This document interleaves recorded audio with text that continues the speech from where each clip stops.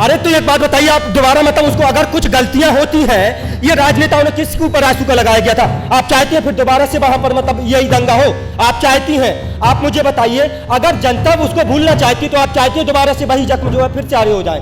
अगर वहां पर कुछ मतलब नेताओं की गलती से कि रासुका किसके ऊपर लगा था? सुरेश राणा के ऊपर। रासुका किसके ऊपर लगा था? संजीत सोम के ऊपर। आज जो भारतीय जनता पार्टी की सरकार में मंत्री हुकुम सिंह, ये तमाम नेताओं के ऊपर रासुका लगा करके इनको जेल में डाला गया था। ये कहा कि इस दौरे सियासत का बस इतना सा फसाना है, बस्ती भी जलानी है और मातम भी मनाना है। ये नहीं, उसको भुला के आगे बढ़ने में क्या हर्ज है? लाल टोपी आपको पता है, जो लाल रंग होता है वो संघर्ष की निशानी होता है, और हम किसान जो है संघर्षों के आदी हैं।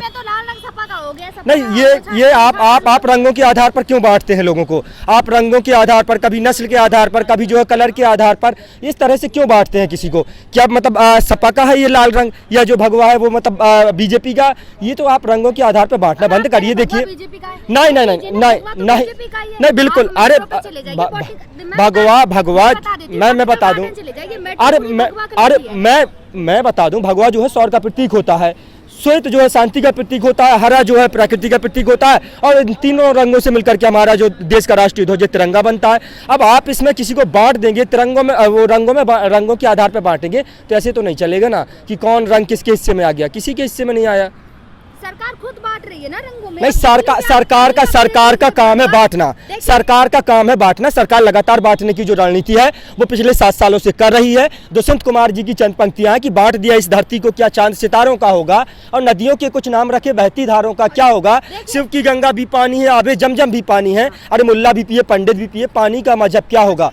कौन से आंखों से देखते हैं जो आपको विकास नहीं दिखता है, जबकि वो विकास कर रहे हो तो दावा करते कि हम विकास। अरे तो भाई, विकास देखने के लिए आपको जो नागपुरी चश्मा, जो नारंगी चश्मा है नागपुर से जो मतलब आता है बन करके, वो चश्मा आपको लगाना पड़ेगा। उस चश्मे से जो है आपको विकास दिखाई देगा। आप नारंगी चश्मा लगाइए नागपुर वाला, तो आपको विकास ही विकास दिखेगा। आपको सब कुछ कपड़ा पहनने वाला विकास देखना है, तो उसके लिए मैं जो बता रहा हूँ फॉर्मूला यही है कि आप नारंगी चश्मा लगाइए नागपुर वाला, आपको विकास दिखाई देगा, आपको सब कुछ अच्छा दिखाई देगा। यही हो रहा है।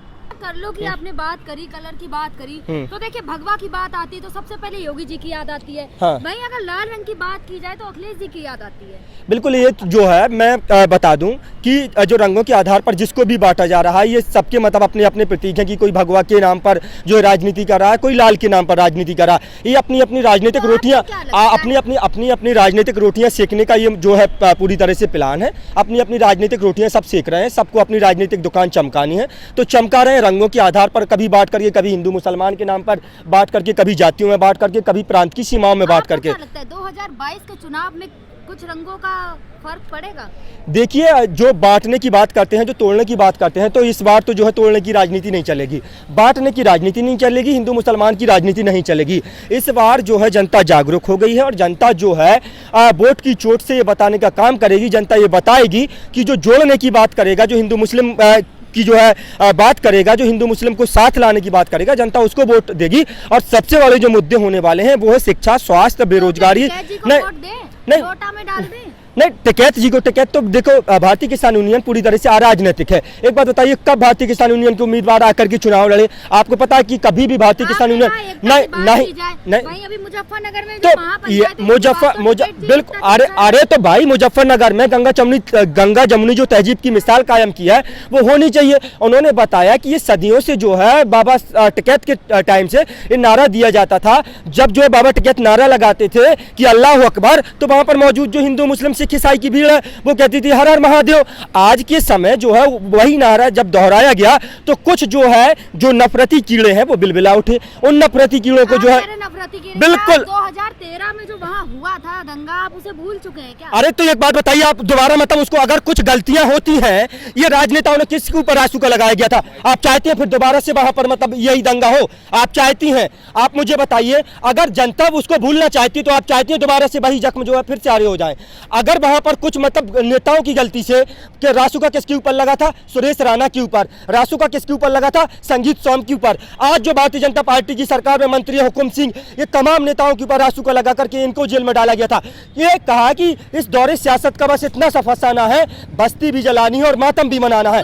ये नहीं, उसको भुला के आगे बढ़ने में क्या हर्ज है? क्यों? हाँ, दंगा हुआ था उसमें तो राकेश टिकैत जी का भी नाम आ रहा था। अरे तो नाम आ रहा था, अगर नाम आ कोई रहा है। नहीं, अगर कोई व्यक्ति अपनी गलतियों को बुलाकर भारतीय जनता पार्टी कहे कि हमने गलती की है, भारतीय जनता पार्टी माफी मांगे, भारतीय जनता पार्टी आए माफी मांगने का इतना मादा तो वैसे होना चाहिए टिकैत किसी जी में। ने माफी मांगी। नहीं तो एक क्या माफी मांग ली टिकैत जी ने? टिकैत जी ने कहा अगर इस मंच का जो संचालन है, भारतीय किसान यूनियन का जो संचालन है, वो गुलाम मोहम्मद जोला करते थे। हिंदू मुस्लिम एकता की मिसाल है भारतीय किसान यूनियन। जब बाबा टिकैत के जमाने से गुलाम मोहम्मद जोला मंच का संचालन करते थे और ये नारे लगते थे कि अल्लाह अकबर और हर हर महादेव। आज कुछ नफरती कीड़ों के पेट में दर्द हो रहा है, अगर जो है मंच से नारा लगाया जा रहा है तो दिक्कत कहाँ आ रही है, मुझे ये बताएं। तोड़ने की राजनीति करें, जो है अब वहाँ से सांप्रदायिकता के नारे लगाएं, हिंदू जो दंगा हुआ था फिर उसको दंगा भड़काया जाए दोबारा से। मुजफ्फरनगर में आप नहीं चाहते अमन चैन भाईचारा कायम हो, आप नहीं चाहते कि देश में अमन चैन भाईचारा कायम हो। अरे भाई इस देश में अली और जो है जिस तरह की जो राजनीति चल रही है वो राजनीति होली और दिवाली और ईद हम लोग साथ में मनाते आए हैं, हमारे पूर्वज जो साथ में रहते आए हैं।